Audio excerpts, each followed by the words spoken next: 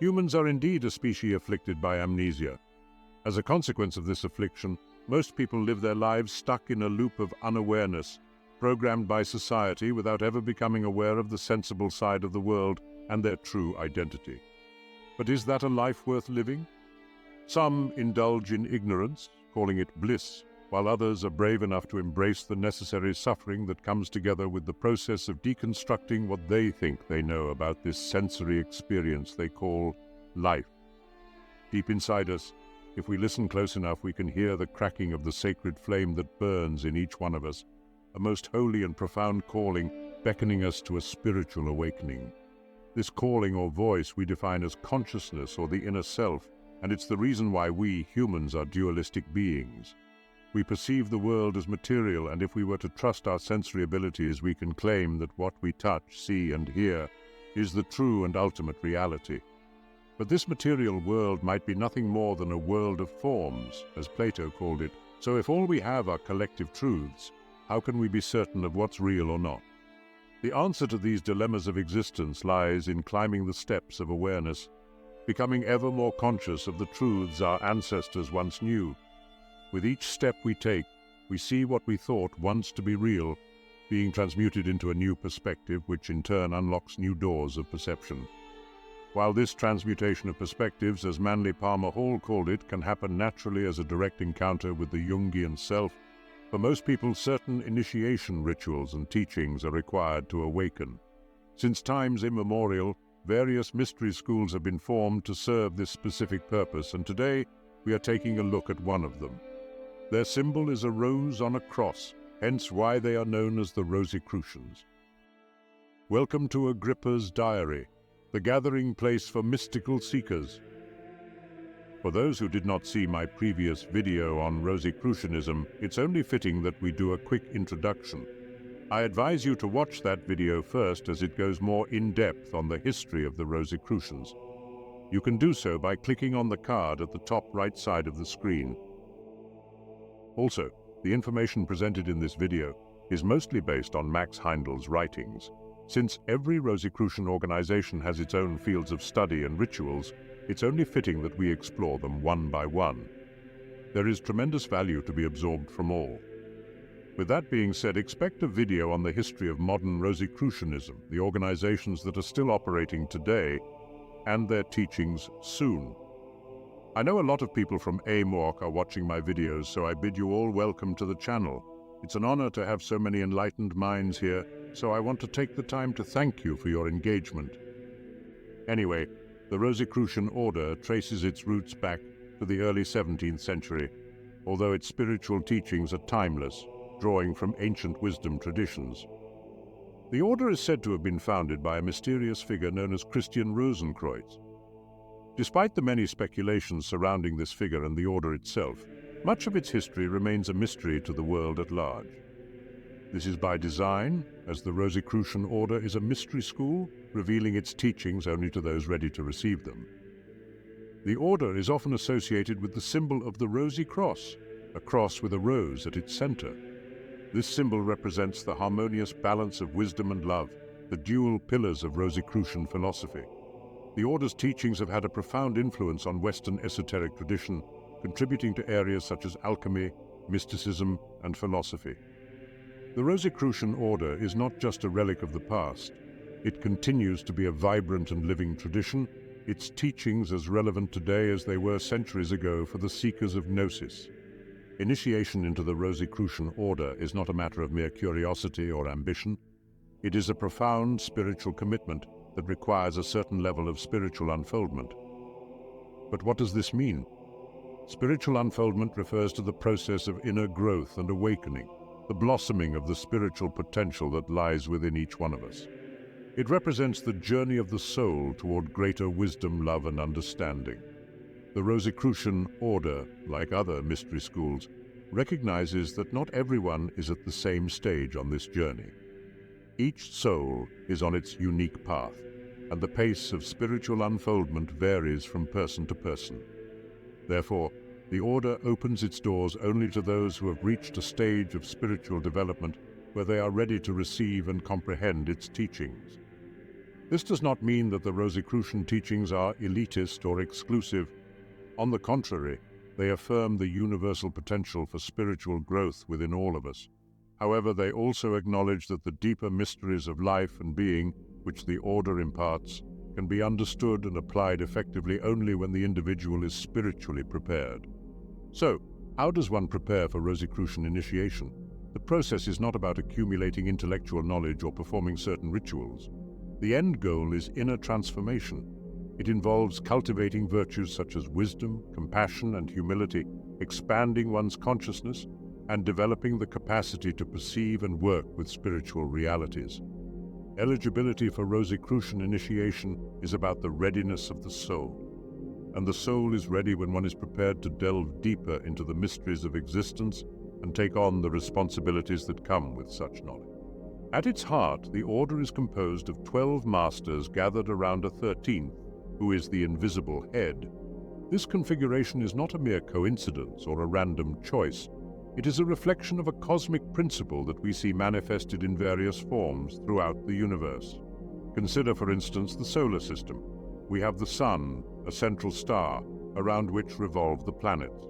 In astrology, we have the zodiac, a circle of 12 signs revolving around the Earth. In both cases, we see the principle of the one and the many, the center and the periphery, the visible and the invisible. This is the same principle that is embodied in the structure of the Rosicrucian Order. This cosmic relationship is not only about numbers or geometry. It is about the interplay of forces, the balance of energies, and the harmony of elements. It is about unity in diversity, the many becoming one and the one manifesting as many. It is about the dance of creation, where each part plays a unique role, yet all parts are interconnected and interdependent. In the Rosicrucian Order, this cosmic relationship is lived and experienced. The 12 members, each with their unique responsibilities, work together under the guidance of the invisible 13th. They form a dynamic, living organism, a microcosm of the universe. Through their work, they channel spiritual forces contributing to the evolution of humanity. Humans should not see themselves as isolated individuals, but as integral parts of a greater whole. This way, we learn to live in harmony with the cosmic laws, to align ourselves with the rhythms of the universe, and to fulfill our unique role in the grand scheme of things. Just as the 12 members of the Order gather around the 13th, the 12 essential functions or faculties of the human being are centered around the 13th, the self, the indwelling spirit. The structure of the Order is dynamic, not static. While some confuse it with hierarchical organization, the Order acts in fact as a living organism. The members of the Order, visible and invisible, are continually engaged in spiritual work, both within the Order and in the world. Thus, the structure of the Rosicrucian Order is a manifestation of cosmic law and harmony. It serves as a model of how individuals can work together under the guidance of spiritual wisdom to achieve a common purpose, contributing to the greater good of all. Among the visible members of the Order, there are 7 brothers who at times go out into the world and perform whatever work may be necessary to advance the people among whom they serve. These brothers are like the rays of the sun, bringing light and warmth, wisdom and love to the world. They are the active, outgoing aspect of the Order, engaging with the world, serving humanity, and contributing to the evolution of consciousness. In contrast, there are 5 members who are never seen outside the temple. They work with and teach those alone who have passed through certain stages of spiritual unfoldment and are able to visit the temple in their spiritual bodies. These members represent the inward, contemplative aspect of the Order. They are like the roots of a tree, hidden from sight, yet providing nourishment and stability. They delve deep into the mysteries of existence, cultivate spiritual wisdom, and share this wisdom with those who are ready to receive it. In essence, the diverse roles within the Rosicrucian Order serve a common purpose: the evolution of consciousness, the unfoldment of spiritual potential, and the realization of the self. Each role, whether visible or invisible, active or contemplative, is vital to the work of the Order and contributes to the grand symphony of the cosmos. Initiation is a term that is often misunderstood. It is associated with secret rituals, esoteric knowledge, and exclusive societies. which is understandable considering the etymology of the word. But in the context of Rosicrucianism, initiation has a deeper and more profound meaning. Remember, being a Rosicrucian is not about holding a title or a position. It is not about what one knows, but about what one is, about one's state of consciousness, one's way of being in the world. At its core, being a Rosicrucian requires one to embody the principles and values of the order by living in harmony with the cosmic laws and serving the greater good of all. In this context, initiation is not an end in itself, but a means to an end. It is a process, a journey, not a destination. It is a path of continuous learning, growth, and transformation, a path that leads to the realization of the self, the awakening to our true nature, our divine essence. With that being said, the journey into the mysteries of the Rosicrucians begins with the first initiation. This is a significant milestone on the spiritual path, marking the transition from the outer world of appearances to the inner world of realities. But what does this initiation involve? It involves learning to visit the temple in one's spiritual body. This is not a physical journey, but a spiritual one. It is not about moving in space, but in consciousness. The first initiation is a profound experience that opens new horizons of perception and understanding. It is like opening a door to a new world, a world that has always been there, yet remained unseen until it was made conscious. This spiritual world is not separate from the physical world we know. It is its inner dimension, its spiritual counterpart. It is the world of causes, from which the physical world of effects emerges. The ability to visit the temple in one's spiritual body is not a supernatural power or a special privilege. It is a natural capacity of the human being, a capacity that lies dormant in most of us, waiting to be awakened. The first initiation culminates with the discovery of this capacity, teaching one to use his spiritual senses and to expand his consciousness beyond the limits of the physical. However, the first initiation does not make one a Rosicrucian. It is merely the beginning of the journey, the first step on the path. It is like being admitted to a school. Admission does not make one a scholar. It simply provides the opportunity to learn, to grow, and to unfold one's potential. The real work begins after admission, and it requires dedication, effort, and perseverance. The first initiation into the Rosicrucian Order essentially awakens one to the spiritual dimension of existence, embarking them on the journey from the outer to the inner, from the visible to the invisible, from the known to the unknown. This is where the adventure of self-discovery begins. The Rosicrucian Order, in its profound wisdom, teaches that the universe is not just what we see with our physical eyes. There is more to existence than the visible spectrum of light. Just as there are sounds that our ears cannot hear, there are colors that our eyes cannot see. These are the invisible colors of the spectrum, the spiritual dimensions of existence. As mentioned earlier in the Rosicrucian teachings, the visible and the invisible are not separate realms, but different aspects of the same reality. They are like the two sides of a coin, the two poles of a magnet, the two wings of a bird. The visible is the manifestation of the invisible, the effect of its cause, and the body of its spirit. This understanding is reflected in the structure of the Rosicrucian Order, with its 12 visible members and one invisible head. The spectrum of spiritual sight is often misunderstood as seeing ghosts or having visions. In reality, it involves expanding our consciousness, awakening to the deeper realities of existence, and seeing the world with the eyes of the spirit. The spectrum of spiritual sight is about seeing the world as it truly is, not as it appears to be or as we want it to be. It trains one to see the invisible within the visible, the spirit within the matter, the divine within the human, to see the universe through a lens of love, wisdom, and understanding, through the eyes of the spirit. The teachings of the Rosicrucians are not dogmas to be accepted blindly, but principles to be understood, experienced, and lived. They are like signposts on the spiritual path, guiding the seeker towards the realization of the self, the awakening to the reality of the divine. Here are some of the most important that you need to study on your journey. The science of life and being. This is not a science in the conventional sense based on empirical observation and logical reasoning. It is a spiritual science based on inner experience and intuitive insight. It is a science of the soul exploring the mysteries of existence, the nature of the self, and the laws of the cosmos. Another key teaching of the Rosicrucian Order is the principle of unity in diversity. This principle recognizes that the universe is a manifestation of a single reality, a single principle, a single being. Despite the apparent diversity and multiplicity of the world, there is an underlying unity, a common essence, and a divine presence in all things. The Rosicrucian teachings also emphasize the importance of service, of contributing to the greater good of all. Because of this, the teachings of the Rosicrucians focus on becoming a conscious co-creator in the grand symphony of the cosmos. Every human has a role to play in the grand universal theater. The path of the Rosicrucian is not a straight line, but a spiral. It involves cycles of learning and unlearning, growth and regression, expansion and contraction. It is a journey of constant change and evolution, a dance of light and shadow, a play of form and formlessness. 3. The universal nature of spiritual truth.